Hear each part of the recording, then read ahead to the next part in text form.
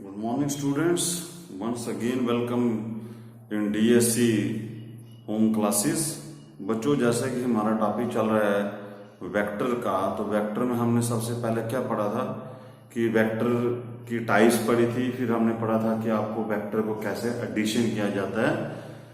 दो वेक्टर हों तो हमने पढ़ाया था आपको पैरेललोग्राम लॉ और ट्रायंगल लॉ, और अगर दो से ज्यादा होंगे बच्चों तो उनको ऐड करने का तरीका अलग था, वो था आपका पॉलीगॉन लॉ, और वो हमने डिटेल में बात की थी।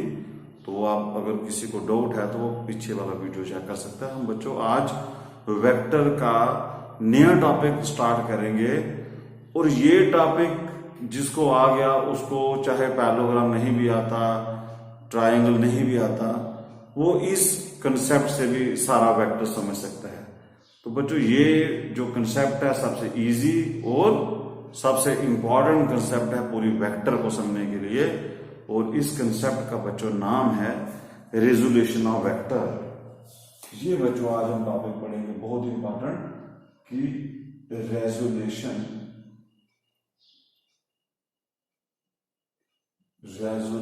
Of vector. तो ये बच्चों बहुत ही इंपॉर्टेंट लॉजिक है वेक्टर का। रेजोल्यूशन ऑफ वेक्टर को समझने से पहले हम आपको थोड़ी सी इसकी हिस्ट्री बता दें कि मान लीजिए कि मेरे पास कोई एक वेक्टर है। सपोज कीजिए बच्चों, ये मेरे पास कोई वेक्टर है, ये वेक्टर है मेरे पास आर वेक्टर। ओके बच्चों, तो आप रेजोल्यूशन का मतलब क्या होगा? मतलब मैं इसको अगर रिजॉल्व करता हूं, रेजोल्यूशन का मतलब हुआ कि हम इस वेक्टर को कंपोनेंट्स में तोड़ेंगे, और वो जो कंपोनेंट्स होंगे बच्चों, उन कंपोनेंट्स को अगर मैं दोबारा ऐड करूं तो वापस यही वेक्टर आएगा। जैसे आपने ट्रायंगल लॉ और पैरेललोग्राम लॉ में क्या पढ़ा था कि उसमें मुझे दो वेक्टर कंपोनेंट मतलब दिए होते थे। जैसे ए वेक्टर दिया था, बी वेक्टर दिया था, और मैंने इन दोनों को ऐड करके एक रिजल्टेंट वेक्टर निकाला था। अब यहां पर समझ लीजिए हम उसका रिवर्स करने लगे हैं। अब यहां पर मुझे रिजल्टेंट वेक्टर दिया है, और मुझे वो बताना है कि ये वेक्टर किन दो वेक्टर से बना हुआ है। जैसे यहां पर आर वेक्टर ए और बी से बना था, अब मुझे आर दिया है तो मुझे इसके कंपोनेंट्स निकालना है, मतलब वो ए और बी क्या है। आई बात बच्चों समझ कि वेक्टर एडिशन में हमें दो वेक्टर ट्रायंगल हो जाए पैरेललोग्राम में दो वेक्टर दिए होते थे, हम उनको जोड़कर एक रिजल्टेंट वेक्टर निकालते थे। यहां पर ऐसे समझिए कि आपको रिजल्टेंट वेक्टर दिया है और आपको वो बताना है कि वो ये वेक्टर होगा वो किन कंपोनेंट से बना होगा, वो वेक्टर निकालने हैं। तो उसी को बच्चों बोलते हैं रिजोल्यूशन वेक्टर, कि हम इसके कंपोनेंट्स निकालेंगे। अब बच्चों, इसके कंपोनेंट्स करने के लिए हमें, आपको पता है कि आपको एक कोऑर्डिनेट सिस्टम की जरूरत पड़ेगी। आपको एक कोऑर्डिनेट सिस्टम देना पड़ेगा पहले, क्योंकि वहां पर आप रिजॉल्व कर सकते हो। तो सबसे इजी और जो बेस्ट जो कोऑर्डिनेट सिस्टम आज तक जो आप 9th-10th में आपको समझ आता है, वो आपने बच्चों देखा होगा आपका कार्टेशियन कोऑर्डिनेट। जैसे मान लीजिए कि ये आप क्या कीजिए, ये आपके पास एक्स एक्सिस होती है और ये आपकी है वो वाई एक्सिस। ये तो आपको पता ही है, एक्स वाई जेड 3 एक्सिस होती हैं। तो मान लीजिए सबसे पहले ये इसका ओरिजिन आपका। अब इसको हम रिजॉल्व करेंगे कैसे? सबसे पहले बच्चों आपको मैंने एक प्रॉपर्टी बताई थी कि इस वेक्टर को आप जैसे मर्जी आप ट्रांसलेट कीजिए पैरेलली, इस वेक्टर में कोई भी चेंजेस नहीं आते। तो सबसे पहले आपको एक कोऑर्डिनेट सिस्टम अज्यूम करना। बच्चों, ये आपके ऊपर डिपेंड है कि आप कोऑर्डिनेट सिस्टम कैसा भी अज्यूम कर लो। ये इजी है, जो कार्टेशियन कोऑर्डिनेशन में आपको बता रहा हूं। आपका दिल जो करता है जैसा मर्जी आप कोऑर्डिनेट सिस्टम चूज कीजिए।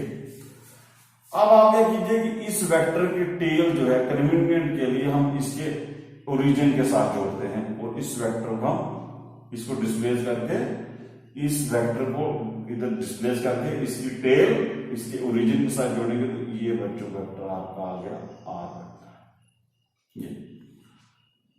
ये वेक्टर है जिस सबसे पहले आपको एक कार्टेशियन कोऑर्डिनेट बना दिया और उस जिस वेक्टर को आपने रिजॉल्व करना है उसकी जो टेल है वो कोऑर्डिनेट सिस्टम के ओरिजिन के साथ जोड़ दीजिए। अब मान लीजिए यहां पर एंगल बना रहा है थीटा, ठीक है बच्चों।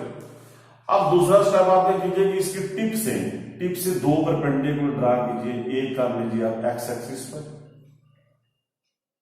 और एक ड्रा कीजिए आप वाई एक्सिस पर। ये दो परपेंडिकुलर, इसका नाम रख देते हैं ओ पी एम और एन। अब बच्चों ये जो है, ये जो ओ एम है, what is O M? O M हो गया इस वेक्टर का प्रोजेक्शन ऑन एक्स एक्सिस, और ओ एन क्या हो गया? इस वेक्टर का प्रोजेक्शन ऑन वाई एक्सिस।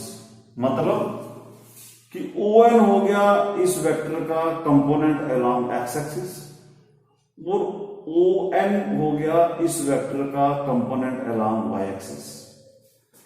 तो बच्चों इसको मैं ले लेता हूं आपका कंपोनेंट अलोंग एक्स एक्सिस को आर एक्स डिनोट कर देते हैं, और इसका कंपोनेंट अलोंग वाई एक्सिस हो गया आर वाई से डिनोट कर देते हैं। अब ये जो बच्चों हम, अब इसका मतलब हुआ कि ये जो वेक्टर है इसके दो कंपोनेंट्स हो चुके हैं, अलोंग एक्स एक्सिस आ गया आर एक्स और अलोंग वाई एक्सिस हो गया आर वाई। अब बच्चों अब नेचुरली है कि ये वेक्टर है तो नेचुरली इसके कंपोनेंट्स को भी हमें वेक्टर करना पड़ेगा वेक्टर की फॉर्म में लिखने के लिए। तो एक्स एक्सिस में ये कंपोनेंट है तो इसको वेक्टर अगर करना होगा तो मैं आई, इस एक्सिस में कौन सा यूनिट वेक्टर होता है? आई क्या है? और वाई एक्सिस में यूनिट वेक्टर कौन सा होता है? जे क्या है? इसका मतलब हुआ कि बच्चों अब आप इसको लिखेंगे कैसे कि आर वेक्टर जो था उसके दो कंपोनेंट आ गए, अलोंग एक्स एक्सिस हो गया आर एक्स और अलोंग वाई एक्सिस हो गया आर वाई।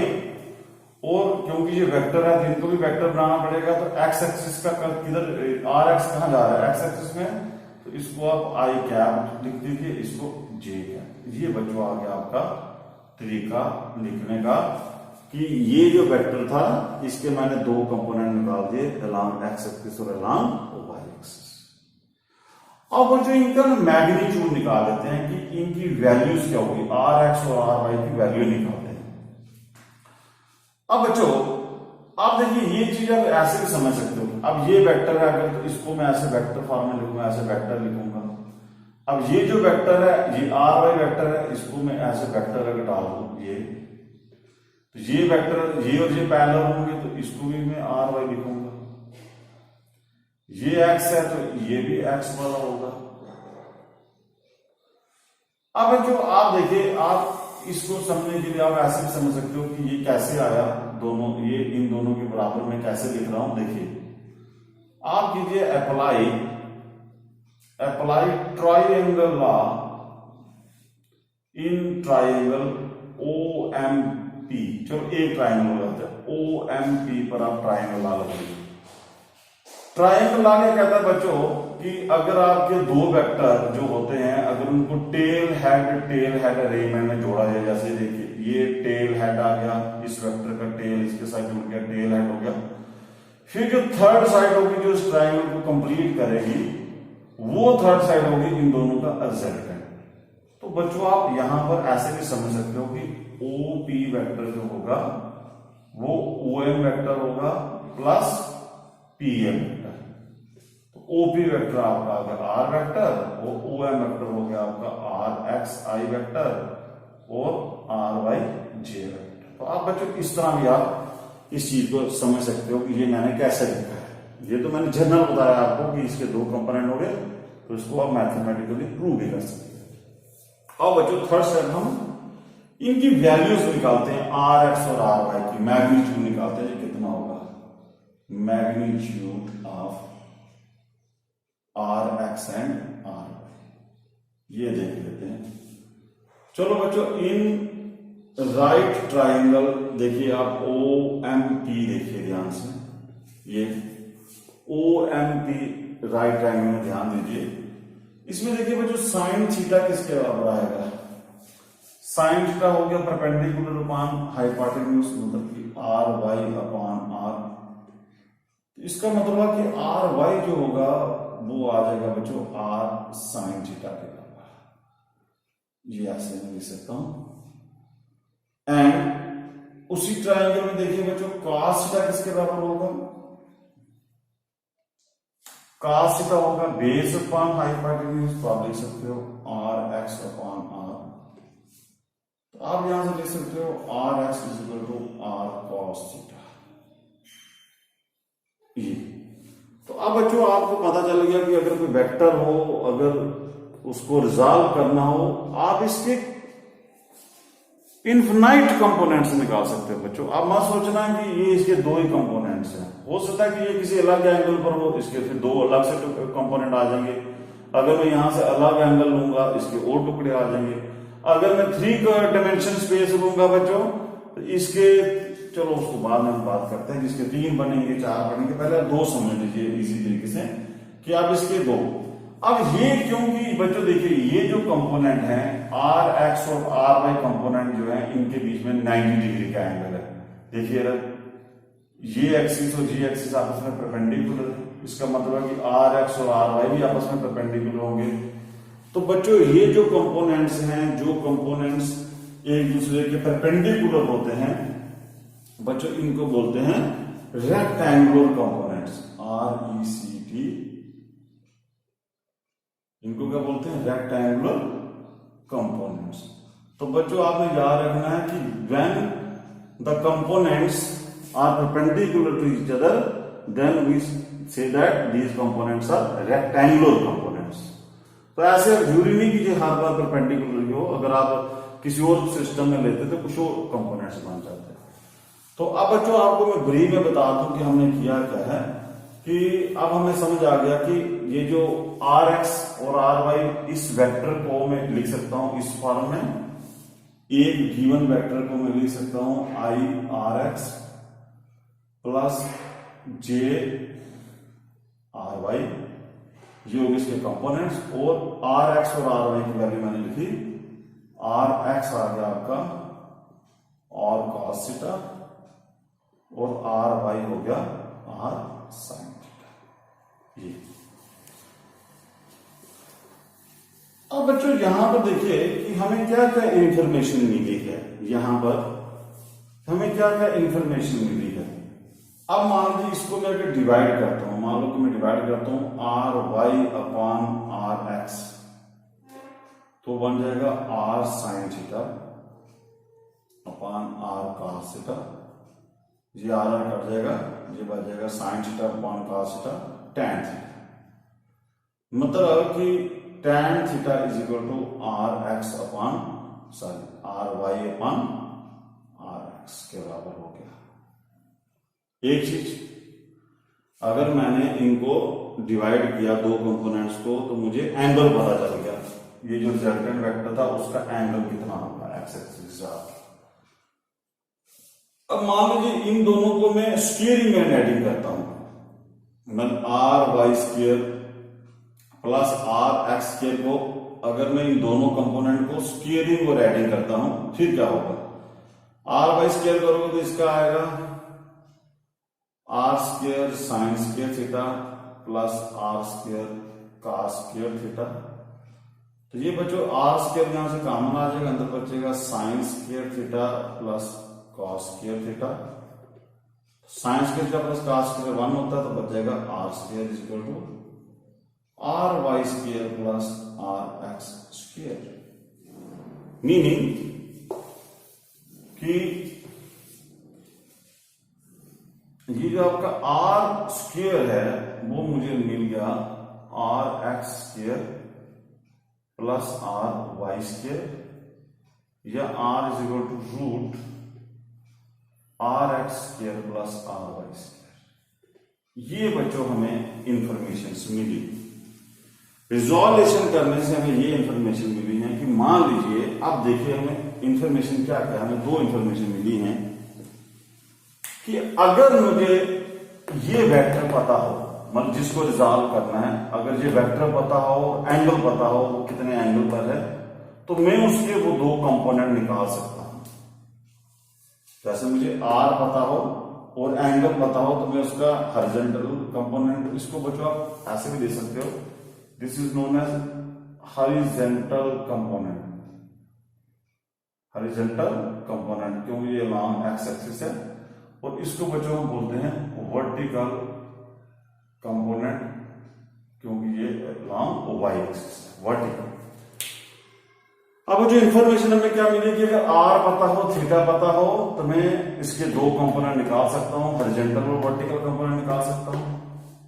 अब इसका एडवांस लीजिए, अगर मुझे कंपोनेंट्स पता हो, कंपोनेंट्स पता हो, मान लीजिए सिर्फ कंपोनेंट्स पता है, तो मैं रिजल्टेंट की वैल्यू निकाल सकता हूं। अगर मुझे कंपोनेंट्स पता है तो मैं एंगल भी निकाल सकता हूं। तो अब बच्चों इसका एक पहले एक न्यूमेरिकल कर लेते हैं, फिर आपको समझाते हैं इसके आगे कि इसकी यूजेस क्या है। तो एक सिंपल सा न्यूमेरिकल करने के बाद मान लीजिए कि आपको बोलता है, एक न्यूमेरिकल प्रॉब्लम ले लेते हैं छोटी सी। मान लीजिए पहले आप, ये एक फोर्स है 5 न्यूटन की फोर्स है बच्चों, ये एंगल बना रही है एक्स एक्सिस के साथ, इसको बोलते हैं बच्चों पॉजिटिव एक्स एक्सिस, इसको बोलते हैं नेगेटिव एक्स एक्सिस, इसको क्या बोलते हैं नेगेटिव एक्स एक्सिस डायरेक्शन। जैसे ये वाई पॉजिटिव हो गया, ये वाई हो गया नेगेटिव।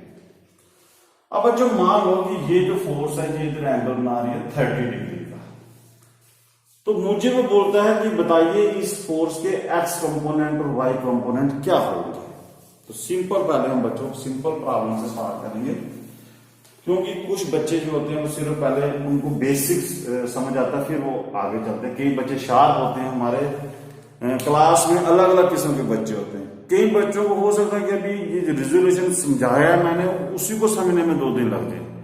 कई बच्चे ऐसे होते हैं जिनको वो समझ आता है, वो कहते हैं इसके आगे चलिए, फिर मैं ये क्वेश्चन कराऊंगा, बोले सर ये तो आपने बिल्कुल इजी क्वेश्चन किया, इसके और टफ बनाइए। और कई बच्चे बेचारों को ये नहीं समझ आएगा कि ये cos 60 कितना होता है। मतलब अलग अलग किस्म के बच्चे होते हैं। तो हमें एज ए टीचर मेरा यही फर्ज बनता है कि मैं एक 0 लेवल बच्चे को देखकर एक पहले न्यूमेरिकल बनाऊं, फिर उसके आगे, ताकि जो दूसरे बच्चे हैं वो भी सोचें कि हमें कुछ बेनिफिट नहीं हुआ, तो उनके लिए भी थोड़ा सा हायर ना हो। लेकिन पहले हम वो चीज करेंगे जो सभी की कॉमन है, जो हर बच्चे को समझ आए। इसलिए बच्चों ऐसा तो न्यूमेरिकल काफी है, लेकिन हमारा मकसद कुछ हो रहा है इस क्लास का। हम चाहते हैं कि दूर दराज का बच्चा जो कहीं भी बैठा है, पहाड़ों पर बैठा है, जिस बेचारे को अभी ये नहीं पता कि sin 30 कितना होता है, तो उसके लिए बच्चों ये न्यूमेरिकल एक किस्म का IIT का न्यूमेरिकल है। इसलिए हम थोड़ा सा, तो बच्चों सबसे पहले मैंने आपको बताया कि ये फोर्स है, फोर्स हो गया वेक्टर, ये एंगल बना रहा है 30 डिग्री। तो बच्चों आप में मुझे पूछता है कि इसका हॉरिजॉन्टल कंपोनेंट और वर्टिकल कंपोनेंट। अब बच्चों इसका हॉरिजॉन्टल कंपोनेंट आएगा ये हॉरिजॉन्टल कंपोनेंट। आपको मैं यहां से समझाऊंगा। हॉरिजॉन्टल कंपोनेंट वो कंपोनेंट होता है जो जिस एक्सिस के साथ ये फोर्स एंगल बना रही है, मतलब ये फोर्स इस एक्सिस के साथ कितना एंगल बना रही है 30, इसके साथ वो आएगा हॉरिजॉन्टल कंपोनेंट, वो होगा F cos 30 डिग्री। और ये जो इस कंपोनेंट के जो परपेंडिकुलर होगा कंपोनेंट, वो होगा बच्चों वर्टिकल कंपोनेंट, वो होगा F sin 30 डिग्री। ये आपको समझ आया बच्चों? अब आप निकाल लीजिए हॉरिजॉन्टल कंपोनेंट कितना हो गया, F कितना है 5 cos 30। तो बच्चों 5 cos 30 कितना होता है √3/2। तो ये बन जाएगा, इसको काटोगे 2.5 √3 न्यूटन। ये पहला आ गया केस। अगर आपको पूछता है वर्टिकल कंपोनेंट निकालिए, तो आप जो यहां से निकालोगे 5 sin 30। बच्चों sin 30 कितना होता है 1/2, इसका आएगा 2.5 न्यूटन।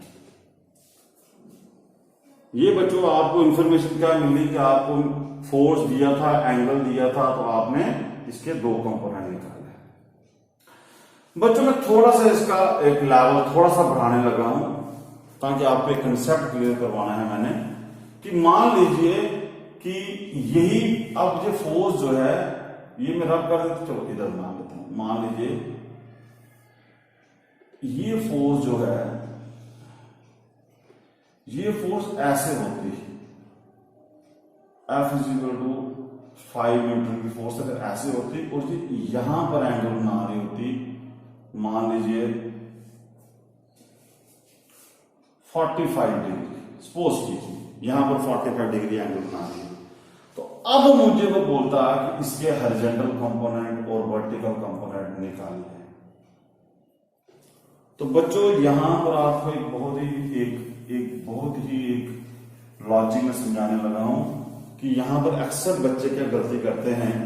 वो बच्चे यहां पर मैंने एंगल लिया, वो बच्चे क्या करेंगे कि यहां से ले लेंगे, इसको लिखेंगे horizontal component F, horizontal component लिखते हैं F cos 45 डिग्री, और वर्टिकल कंपोनेंट लिखते हैं यहां पर F sin 45 डिग्री, जैसे मैंने वहां किया था। तो ये आ गया हॉरिजॉन्टल कंपोनेंट, ये हो गया वर्टिकल कंपोनेंट। बच्चों ये बिल्कुल गलत है, दिस इज रॉन्ग कंसेप्ट। क्यों? क्योंकि आज मैं आपको समझाने लगा हूं कि ये जो मैं एंगल लेता हूं थीटा, बच्चों वो जो वेक्टर जिसको मैंने डिसॉल्व करना है उसका एंगल हमें पॉजिटिव एक्स डायरेक्शन से लेना है। जैसे इस तरह पॉजिटिव एक्स डायरेक्शन है तो ये वाला एंगल लेना है मुझे, ये याद रखना, ये नहीं लेना है हमें। एंगल क्या लेना है? किसी भी वेक्टर का एंगल जिसको रिजॉल्व करना है वो एंगल पॉजिटिव एक्स एक्सिस के साथ कितना एंगल बना रहा है बच्चों। तो आप देखिए यहां पर इसका पॉजिटिव एक्सिस का कितना एंगल आएगा, पॉजिटिव एक्सिस के साथ कितना एंगल आएगा, यहां पर बन जाएगा, ये टोटल एंगल कितना होता है 180 डिग्री।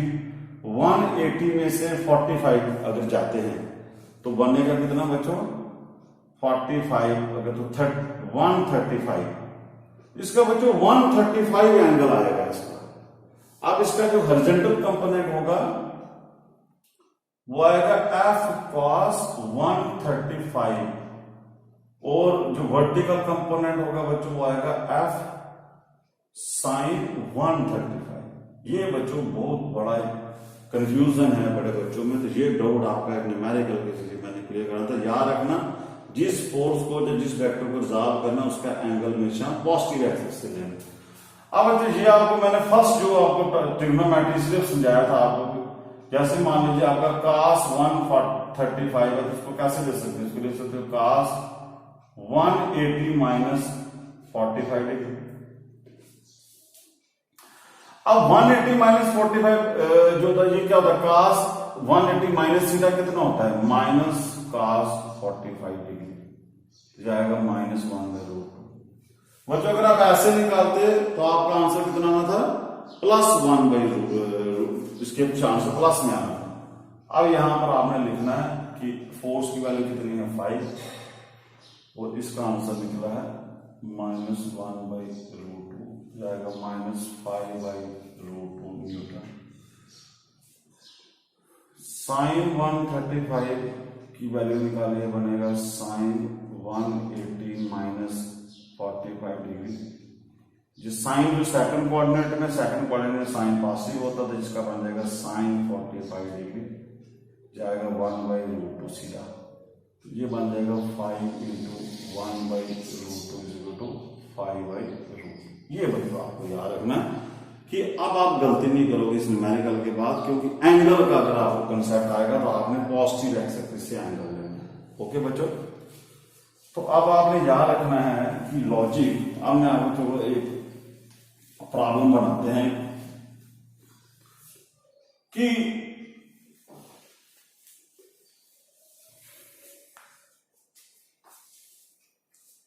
अब बच्चों आपको एक लॉजिक बताते हैं कि रिजोल्यूशन ऑफ वेक्टर में आपको क्यों पढ़ा रहा था।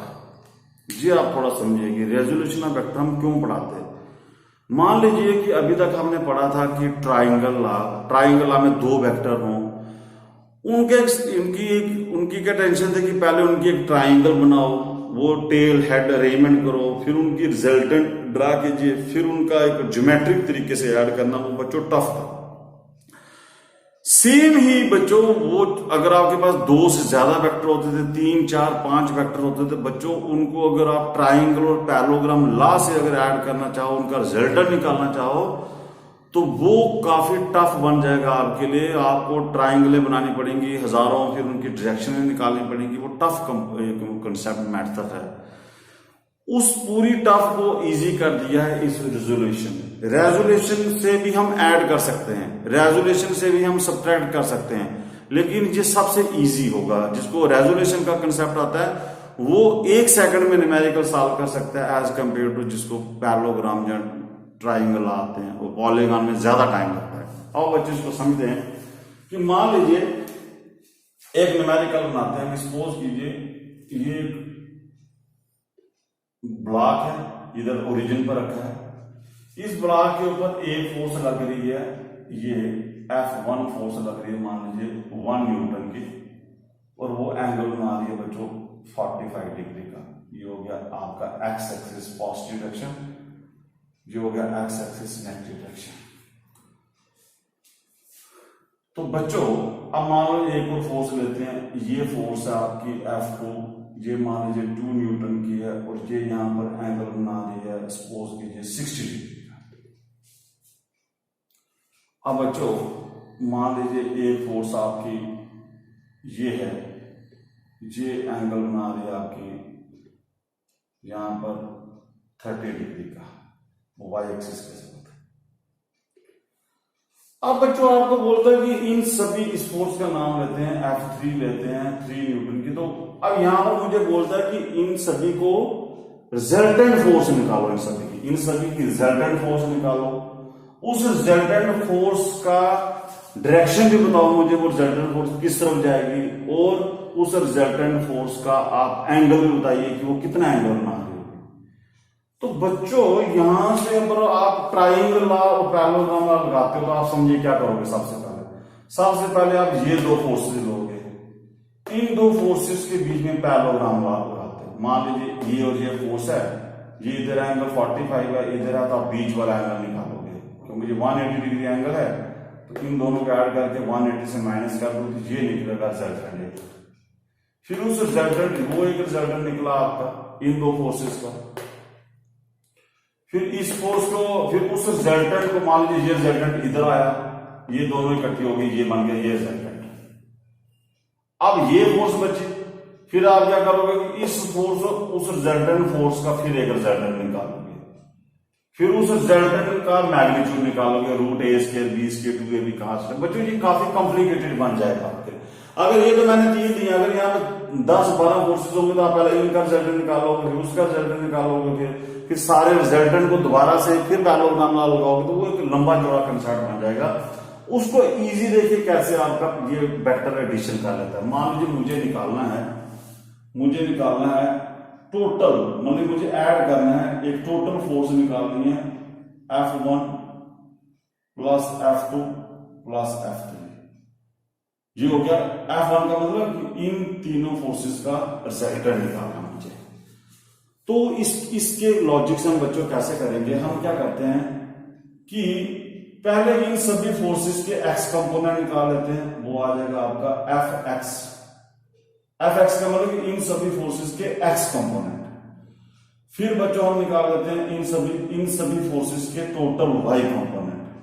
तो फिर जो टोटल फोर्स होगी हमारी, वो हम लिखेंगे सभी फोर्सेस का x component along x axis, फिर सभी फोर्सेस का y कंपोनेंट।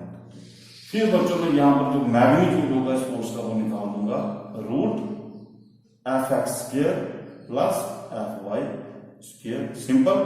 और अगर मुझे एंगल बोलेगा, एंगल कितना बनाएगा वो रिजल्टेंट, तो वो मैंने क्या सिखाया आपको कि y component upon x component. ये है बच्चों आपका लॉजिक। और बच्चों हम इसको करें कि पहले हम सभी फोर्सेस को रिजॉल्व करते हैं, उनके x कंपोनेंट पहले एक तरफ करते हैं। तो रिजॉल्व करने का तरीका आपको पता है। पहले इसका बच्चों देखिए F1 का x कंपोनेंट कितना आएगा, तो इसका मैं इधर लिखता हूं आपका F1 फोर्स के x कंपोनेंट।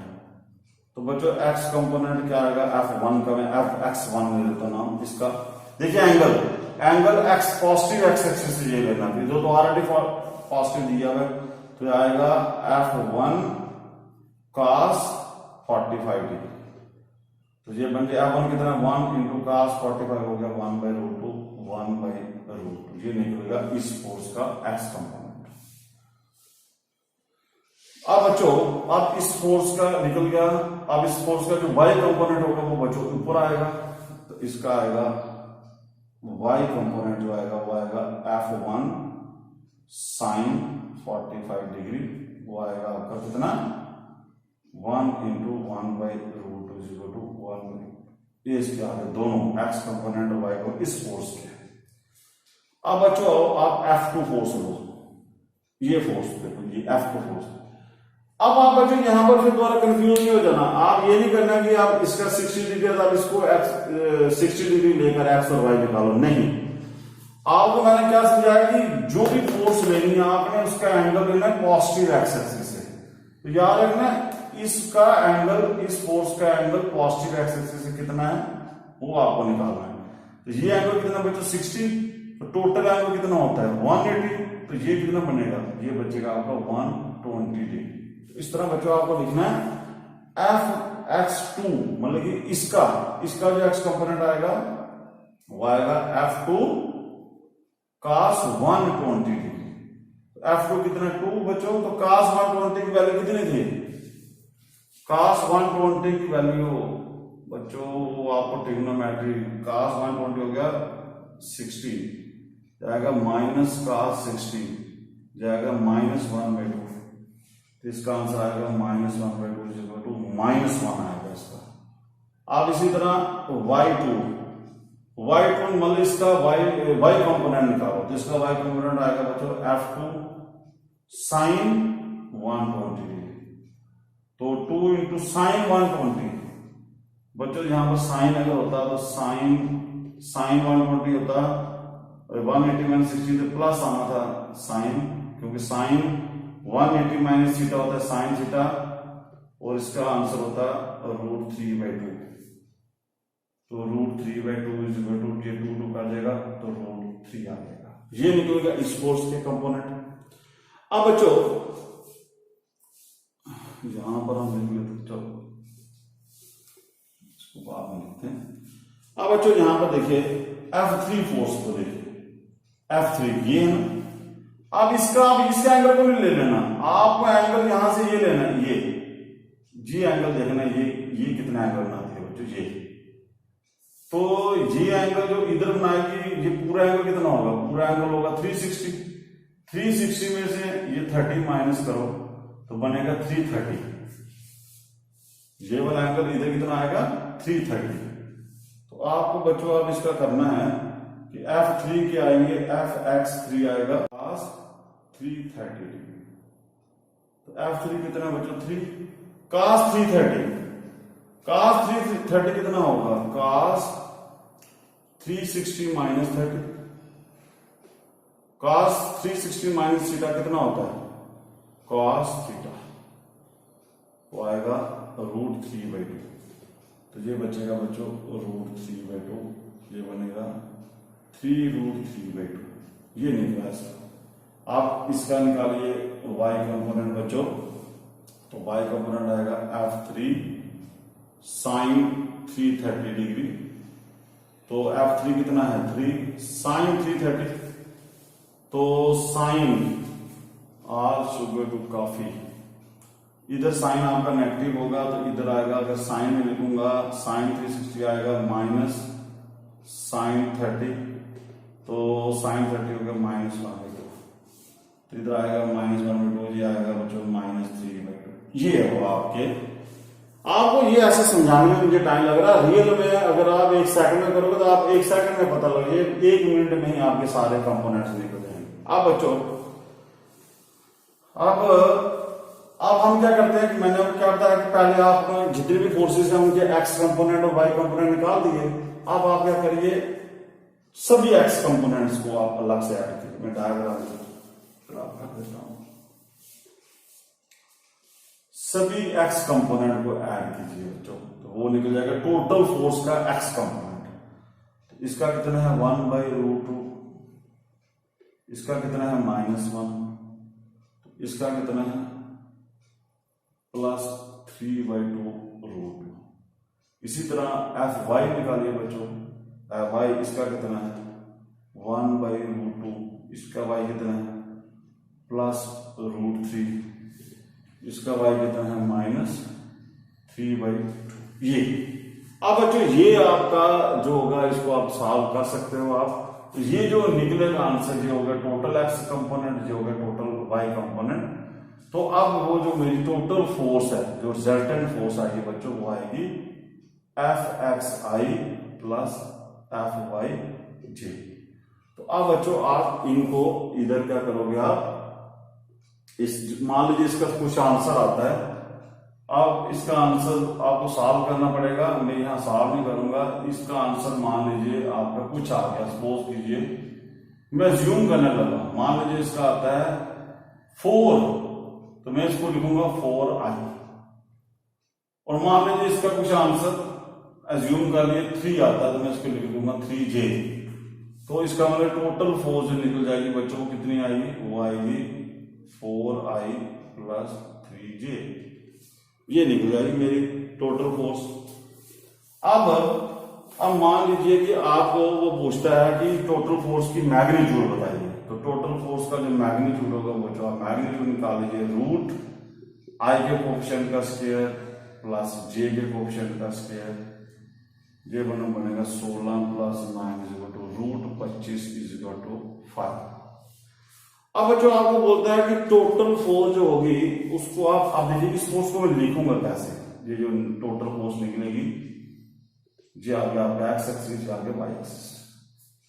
अब जो जी टोटल फोर्स जो भी आएगी, मतलब कि मान लो यहां पर मैंने एग्जांपल दिया कि 4 आई है, तो अगर जो 4 आया इसका मतलब एक्स एक्सिस में कितना है 4, आई प्लस का है, आई प्लस का आएगा, इसका मतलब है कि इधर जो टोटल फोर्स है एक्स कंपोनेंट वो 4 आया है।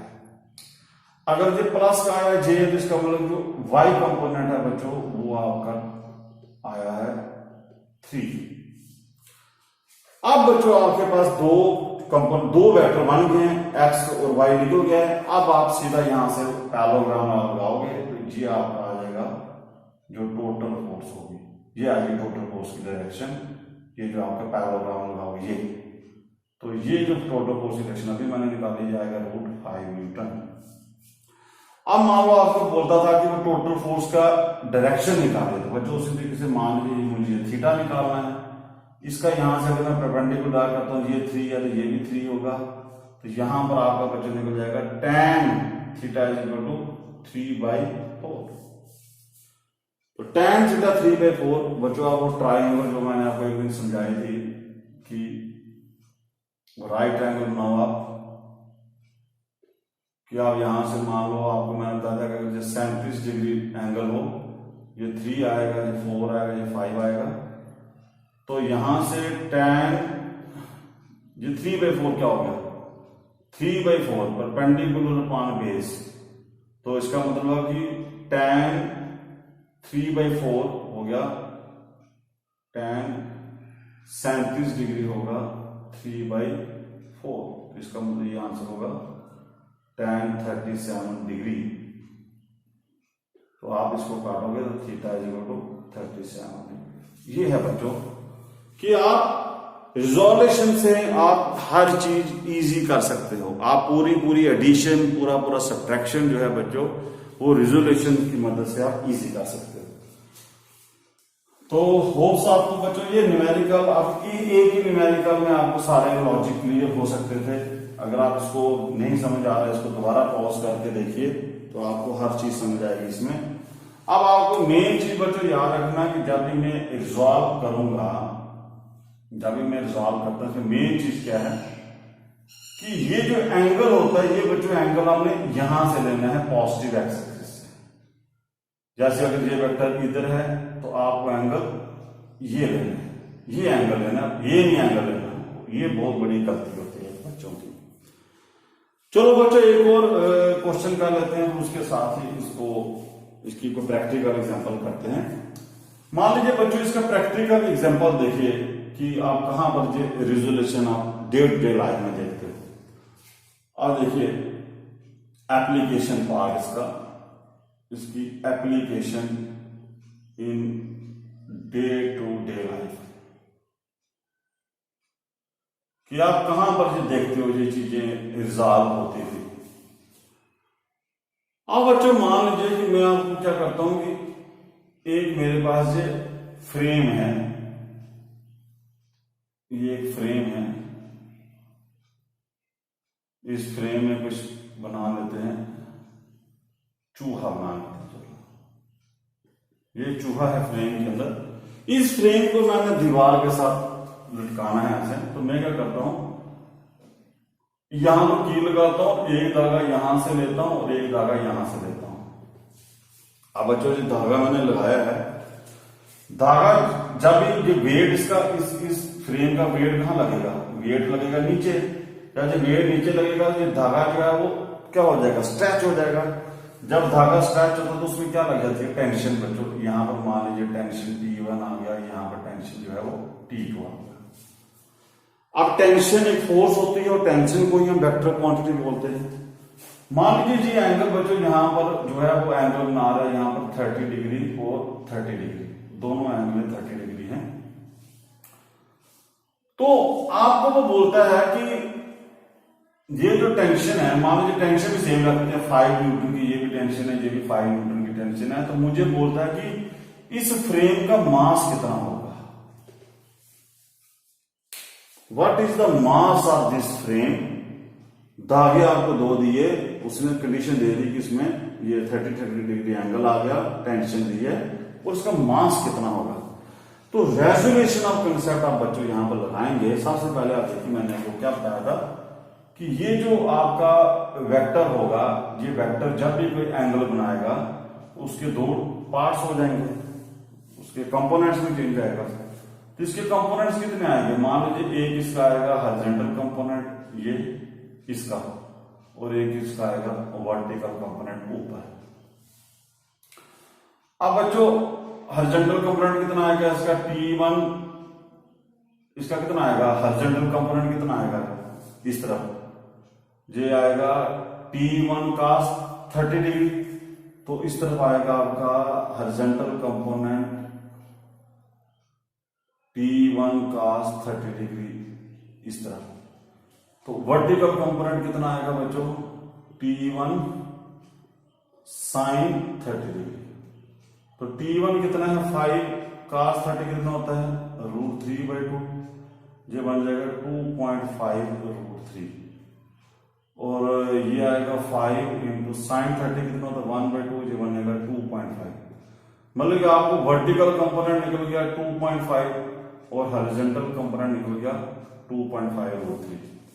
अब जो इसका भी वही हिसाब होगा, इसका भी इधर आएगा हॉरिजॉन्टल कंपोनेंट, इधर आएगा vertical component, vertical component same रहेगा 2.5 क्योंकि ये फोर्सेस सेम है। अब यहां पर देखिए कि ये फोर्स और ये फोर्स क्या करेंगे, ये दोनों अपोजिट है, अपोजिट है, एक दूसरे को कैंसिल कर जाएंगे। इसका मतलब हुआ कि जो टोटल ऊपर की तरफ फोर्स लगेगी वो कितनी बनेगी, एक ये बनी और एक ये बनी। और जब ये दोनों फोर्सेस ऊपर लग रहे हैं तो इनका जो रिजल्टेंट होगा बच्चों, जब दोनों वेक्टर सेम डायरेक्शन में होते तो इनका रिजल्टेंट आएगा, ये इनका रिजल्टेंट बनेगा।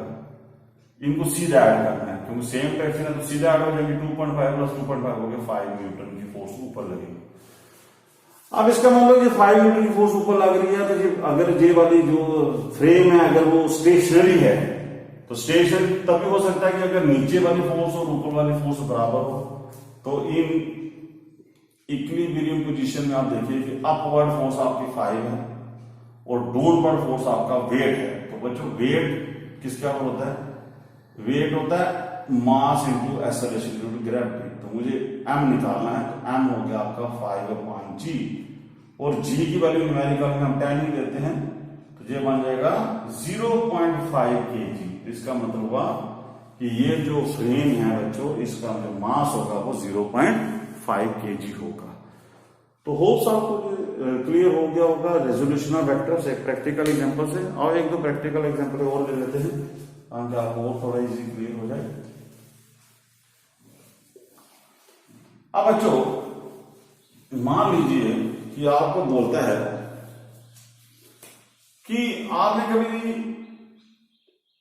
आपको पूछना होता है कि हाउ वी वॉक, ये कई बार एग्जाम में क्वेश्चन आता है कि हम चलते कैसे हैं। बच्चों आपने देखा होगा जब हम चलते हैं तो हम जमीन को क्या करते हैं कि पुश करते हैं। मान लो ये ग्राउंड है आपका, ये ग्राउंड है, तो आपने जमीन को ऐसे, ये मान लो आपने इसको, ये पांव है आपका, आपने जमीन को उसको ऐसे पुश किया, ये अर्थात आपने नीचे पुश किया। तो बच्चों पुश एंड पुल क्या होती है, फोर्स होती है। तो आपने इसको मतलब पीछे फोर्स लगाई एफ। अगर आप पुश करोगे बच्चों तो न्यूटन थर्ड लॉ के अकॉर्डिंग आपको एक्शन किया आपने तो आपको रिएक्शन भी मिलेगा, तो ये आएगा आपका रिएक्शन। अगर आपकी एक्शन वाली फोर्स है तो रिएक्शन वाली भी फोर्स होगी, रिएक्शन भी फोर्स होगी आपकी। अब मान लो कि आपका जो आपने अर्थ को, आप देखिए जब भी अर्थ को आप प्रेस करते हो तो आप कभी वर्टिकली नहीं करते, आप थोड़ा सा इंक्लाइन करके, तभी आप देखना आपके जो चप्पल या शूज होगा वो या तो आगे पंजों से घिसेगा या तो एड़ी घिसेगी, आपका बीच वाला हिस्सा नहीं घिसता। इससे साबित हो जाता है कि आप या तो एड़ी के बल, कोई बंदा एड़ी का जोर लगाता है या फिर तभी कहते हैं ना एड़ी का जोर, वो तो पंजे का जोर लगाता है। तो ये मान लीजिए बच्चों एंगल आपका यहां पर सपोज कीजिए आपका थीटा है, मतलब आपने एक्शन किया तो रिएक्शन आया, तो ये एंगल रिएक्शन का यहाँ पर ग्राउंड के साथ एंगल बना रहा है 30 डिग्री थीटा है। अब जो वही जब भी कोई वेक्टर क्वांटिटी एंगल बनाएगी तो उसके दो टुकड़े हो जाएंगे, एक आ जाएगा इसका वर्टिकल कंपोनेंट आ जाएगा एफ साइन थीटा और एक आ जाएगा इसका हॉरिजॉन्टल कंपोनेंट आ जाएगा एफ कॉस थीटा। अब मान लो ये पाँव किसी आदमी का होगा या किसी जानवर का होगा बच्चों, तो उसका वेट तो हमेशा नीचे ही लगेगा, वेट तो नीचे ही लगेगा। अब इसका मतलब जब हम चलते हैं तो हमारे पास दो फोर्सेज आती, एक फोर्स हमें ऊपर खींचने की कोशिश करती है और एक फोर्स हमें आगे चलाने की कोशिश करती है। ऊपर खींचने वाली फोर्स जो होती है वो वेट के बिल्कुल इक्वल एंड अपोजिट होती है, तभी बंदा जो है वो स्टेबल बैलेंस रहता है, अर्थ के ऊपर रहता है। जमीन के ऊपर रहने का कंसेप्ट क्या है कि ऊपर वाली फोर्स और वेट आपका एक दूसरे को कैंसिल कर देता है, और ये जो cos थीटा है बच्चों, ये cos थीटा हमें आगे, ये फोर्स आगे देते हैं, इसी की मदद से हम आगे चलते हैं एफ cos थीटा की मदद से। ये भी होप्स आपको थोड़ा क्लियर हो गया होगा कि कैसे हम resolution of vectors day to day life में चलते हैं, लगाते हैं। अब बच्चों एक और आपका टिपिकल क्वेश्चन कर लेते हैं, बोर्ड का क्वेश्चन, इसकी कंसेप्ट है। कई बार हमें क्वेश्चन आता है कि अगर आपके पास कोई लॉन है घर में, तो लॉन में आपने देखा होगा रोलर होता है बच्चों, हमारे पास ऐसे रोलर सा होता है, ये जो अब उसका मैं सिर्फ व्हील नहीं बनाऊंगा रोलर का, ये रोलर है, ये मतलब ये आपकी ग्राउंड है, ये आपका लॉन है, लॉन में पड़ा होता है। अब इसके साथ एक हैंडल होता है बच्चों, तो ये मैं इसका बना देता हूं, ये रोलर व्हील है, ये इसका आ गया मतलब एक्स एक्सिस वाई एक्सिस, और ये इसका एक्स एक्सिस और वाई एक्सिस, ये व्हील, ये रोलर है, रोलर समझ लीजिए, रोलर का व्हील है। अब बच्चों मुझे बताओ कि जब आपके पास रोलर होता है तो कभी आप चला के देखो कि आप उसको आगे मतलब पुश करना इजी होता है या पुल करना, मतलब आप उसको पीछे खींचना आसान होता है या उसको आगे धक्का देना आसान होता है। तो अब बच्चों दोनों चीजें समझ लेते हैं कि सबसे पहली बात कि इसका जो वेट होगा, मान लीजिए इसका मास m है तो इसका वेट तो हमेशा नीचे लगेगा। वेट बच्चों पता क्या होता है, वेट होता है कि जिस फोर्स से अर्थ में नीचे खींच रही है, तो इसका मतलब कि वेट अर्थ तो में हमेशा नीचे खींचेगी, तो इसलिए वेट हमेशा नीचे होगा, ये याद रखो। और फार्मूला इसका मैथमेटिकली mg, तो इसका भी वेट बच्चों ये नीचे आएगा, वेट हो गया mg। ओके बच्चों, अब मान लो कि ये मेरे पास हैंडल है, ये मेरे पास हैंडल है इधर लगा हुआ, जिससे मैं उसको धक्का देता हूं।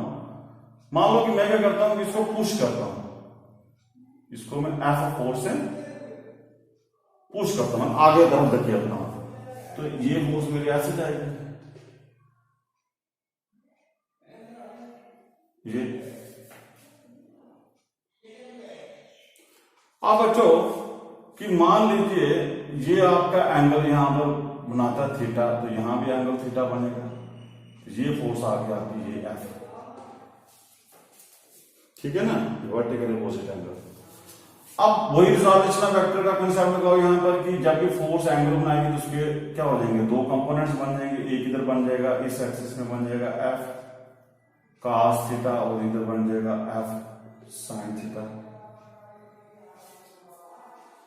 अब आपने क्या देखा कि इस केस में आपका वेट जो था वो बढ़ जाएगा, क्योंकि वेट एक फोर्स होती है। एक बार था आपको नीचे खींच रही थी mg फोर्स से, ऊपर से आपने जो फोर्स लगाई वो भी नीचे की तरफ उसका एक कंपोनेंट चला गया एफ cos थीटा। इसका मतलब इसमें वेट आपका इंक्रीज हो जाएगा। जब वेट इंक्रीज होगा तो आपको ज्यादा जोर लगाना पड़ेगा उसको पुश करने के लिए। अब जो इसको पुल करके देखते हैं, मान लीजिए सेम कंसेप्ट है, आप इसको फोर्स आप इधर लगाइए पीछे की तरफ, इसको पुल करते हैं। जब आप पुल करोगे बच्चों तो मान लीजिए आपने थीटा एंगल से पुल किया तो ये भी थीटा एंगल हो गया पुल। अब ये जो फोर्स होगी बच्चों, ये फोर्स आपकी जो होगी वो थीटा एंगल बना रही है, तो इसके दो टुकड़े हो जाएंगे। एक बन जाएगा आपका बच्चों यहां पर F cos theta, theta horizontal component कहां लेना है, जिस तरफ एंगल होगा, और इसका ये आ जाएगा बच्चों F sin theta vertical component. अब ये नहीं आप याद रखना कि वर्टिकल कंपोनेंट हमेशा ऊपर ही होता है।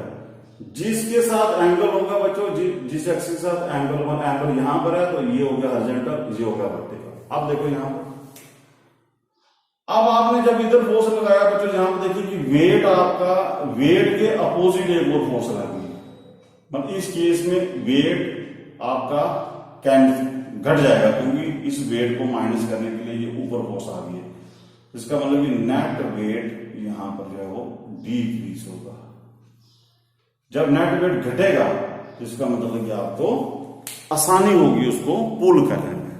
तो देखिए बच्चों, दोनों में क्या है कि रिजोल्यूशन ऑफ वेक्टर्स आपका लॉजिक लगाकर मैंने आपको समझा दिया कि ये कैसे कैसे आपका ये खेल हो रहा है, कि कैसे फोर्स आपकी कंपोनेंट्स में टूटती है। ये डे टू डे लाइफ में हर जगह सबसे इंपॉर्टेंट कंसेप्ट है, याद रखना बच्चों। रिजोल्यूशन ऑफ वेक्टर जिसको आता है समझो उसको वेक्टर सारा आता है, और यही है सही। आपको वेक्टर एडिशन नहीं आता कोई टेंशन नहीं, लेकिन रेजोल्यूशन के हिसाब से आप एडिशन भी कर सकते हो, सब्ट्रैक्शन कुछ भी कर सकते हैं। चलो बच्चों, मान लीजिए एक एग्जांपल और कर लेते हैं, फिर आपका यहां पर मैं मान लीजिए आप ये समझे कि ये एक आपका कोई लकड़ी का पीस है, इसके ऊपर मैंने एक ब्लॉक रख दिया जिसका मास m है। तो बच्चों इसके ऊपर आप न्यूटन थर्ड लगाओगे तो देखिए सबसे पहले आपको मैंने बताया वेट हमेशा नीचे लगेगा, वेट हो गया mg, ये हमेशा नीचे। अब इसका जो रिएक्शन होगा वो बच्चों ऊपर आएगा, ये हो गया रिएक्शन, क्योंकि आप एक्शन करोगे तो रिएक्शन होगा, ये हो गया एक्शन। इस वक्त जो ब्लॉक आपका वो रेस्ट में है। रेस्ट का मतलब हुआ कि इसके ऊपर टोटल ऊपर वाली फोर्स और नीचे वाली फोर्स है वो बराबर है।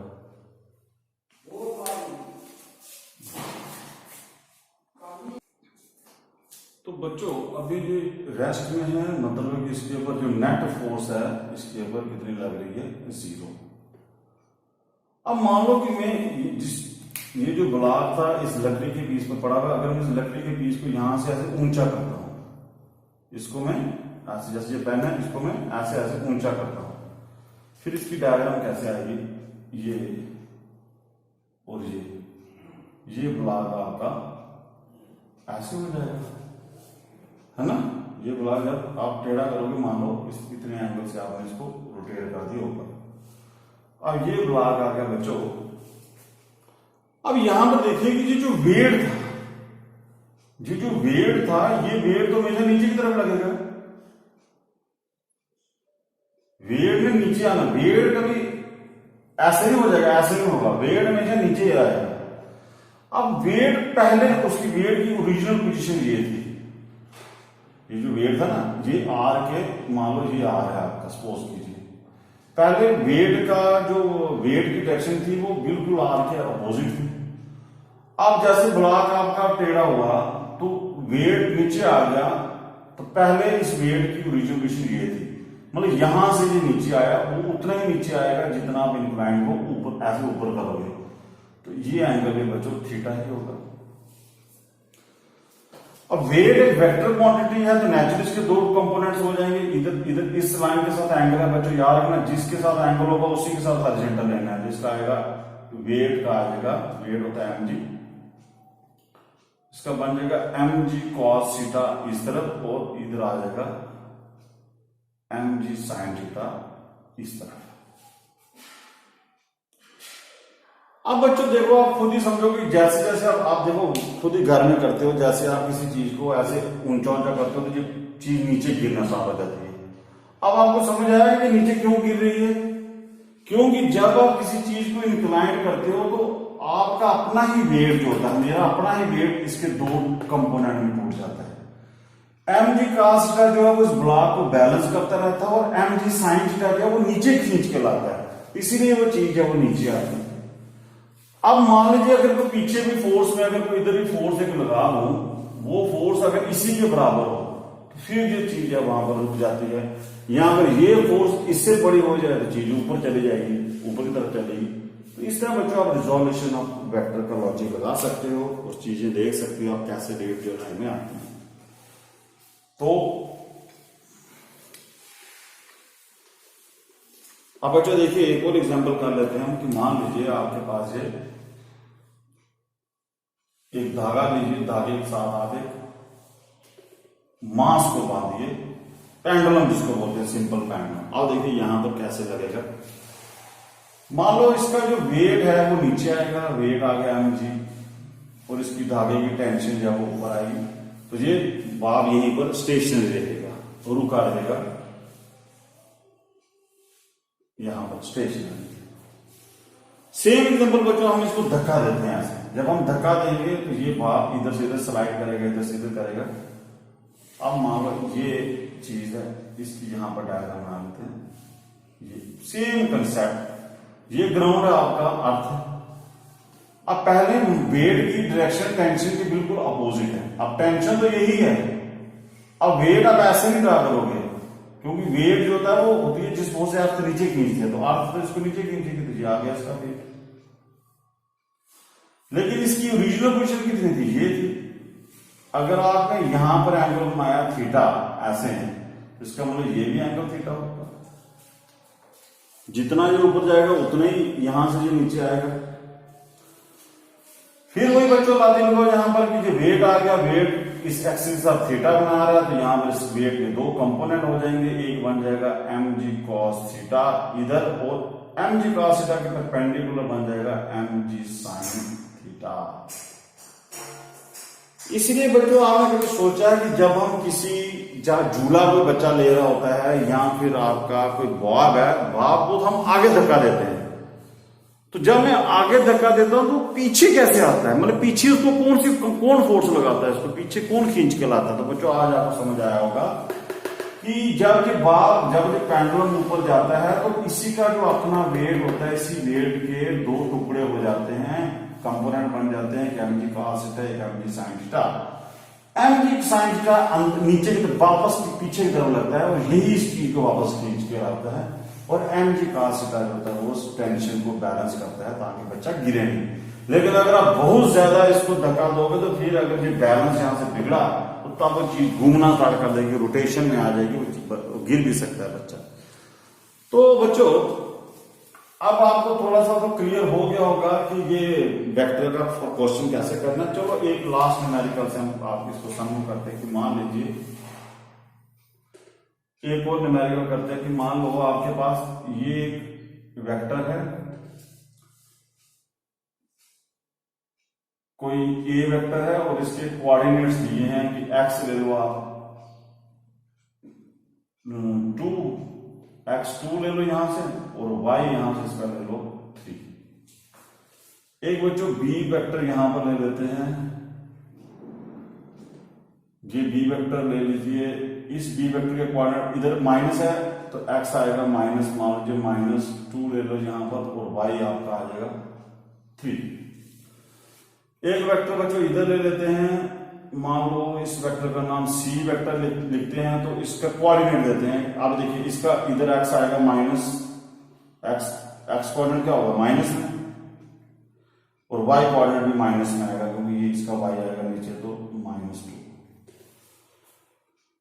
आप और ड्रा कर सकते हो सी डी ई एफ जितने मर्जी ड्रा कीजिए, हमें कुछ अब मुझे बोलता है कि इन A vector B vector C vector का रिजल्ट निकालो, मतलब A vector plus B vector plus C vector जो निकलेगा वो कितना होगा, इनको ऐड करिए और उस वेक्टर का इन तीनों को ऐड करने के बाद उनका रिजल्ट निकालिए। देखो पहले एग्जांपल में मैंने आपको बताया था कि जो वेक्टर था उसका एंगल दिया था तो मैंने इसके दो कंपोनेंट निकाले थे।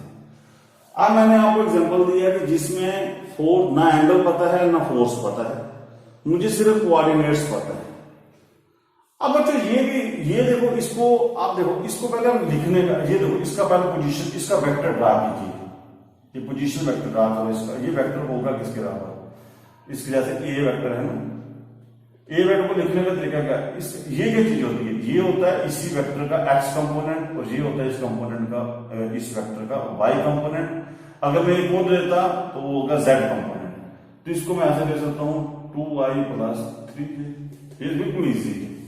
अब बी वेक्टर है ना बच्चों, तो बी वेक्टर का देखिए, बी वेक्टर को हम लिखेंगे, इसका एक्स कंपोनेंट आएगा -2y और जे वाई कंपोनेंट आएगा 3j। इसका देखिए सी वेक्टर को मैं लिखूंगा एक्स कंपोनेंट -1i और -2j। ये देखिए ये हो गया X component Y component, X component Y component निकल गए। अब मुझे क्या करना है कि ए बी सी निकालना है, वही रिजल्ट निकालना है बच्चों। तो आप देखिए पहले ए के सभी एक्स कंपोनेंट ऐड कीजिए, फिर वाई कंपोनेंट, पहले हम इसका नाम ले लेते हैं, मान लीजिए इन सभी को ऐड करने के बाद सपोज कीजिए मेरे पास डी वेक्टर आता है। तो अब डी वेक्टर जो होगा वो किसके अब होगा, उसका आएगा डी के एक्स कंपोनेंट फिर डी के वाई कंपोनेंट, मतलब कि इन सभी को जो ऐड करके, जैसे पहले एग्जांपल किया था कि ये जो डी वेक्टर बनेगा उस पहले हम निकालेंगे कि डी के एक्स कंपोनेंट क्या होंगे, डी के वाई कंपोनेंट। तो बच्चों डी के एक्स कंपोनेंट कैसे निकालोगे, ए बी सी के एक्स कंपोनेंट सारे ऐड कीजिए। ए का एक्स कंपोनेंट कितना है 2, इसका एक्स कंपोनेंट कितना है -2, इसका एक्स कंपोनेंट कितना है -1, तो कितना बन गया ये -1। तो इसका मतलब कि डी एक्स आ गया -1i। अब डी का वाई कंपोनेंट निकालिए बच्चों, तो इसका आएगा, पहले का आएगा 3, इसका कितना आएगा 3, इसका आएगा -2, ये 3 6 4j हो गया।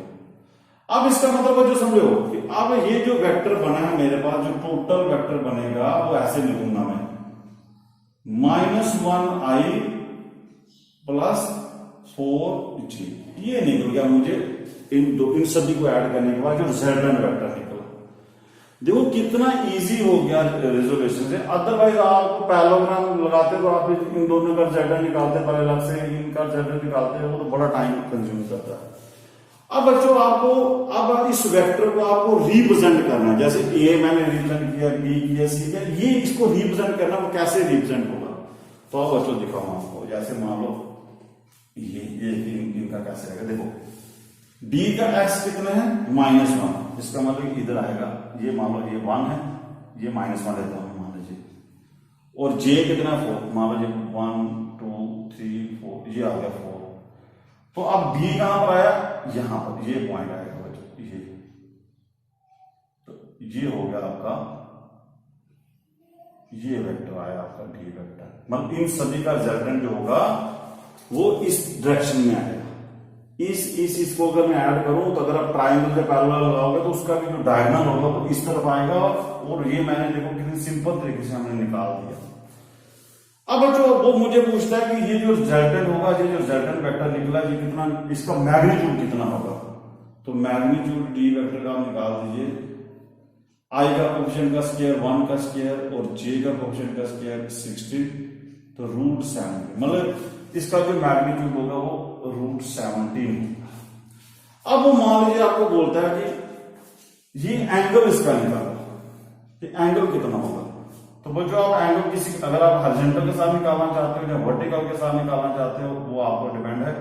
मान लीजिए अगर आप ये वाला एंगल निकालना चाहते हो, जी एंगल, तो आपको यहां से इसका एंगल कैसे निकलेगा, आपको ये एंगल निकलेगा, देखिए देखो ये स्ट्रेट लाइन है ना, आप कहीं भी एंगल निकालो, आप यहां से यहां तक एंगल निकालो, तो ये देखो इस ट्रायंगल में ये क्या बन जाएगा, ये आ गया आपका बेस, और ये जो 4 होगा ये हो गया परपेंडिकुलर। यहां से tan थीटा निकाल लो, तो tan थीटा बच्चों आपका निकल जाएगा कितना, परपेंडिकुलर अपॉन -4 अपॉन -1, तो tan थीटा आ जाएगा -4। ये देखिए बच्चों, तो स्लोप आपकी नेगेटिव आई है, tan थीटा को मैंने बताया था स्लोप नेगेटिव होती है, इसलिए आप देखिए ये इसी क्वाड्रेंट में आएगा। तो इस तरह मतलब एक इंफॉर्मेशन से आप देखिए कि रेजोल्यूशन वेक्टर से आप कितना कुछ एक्सप्लेन कर सकते हो, प्लस माइनस कर सकते हो।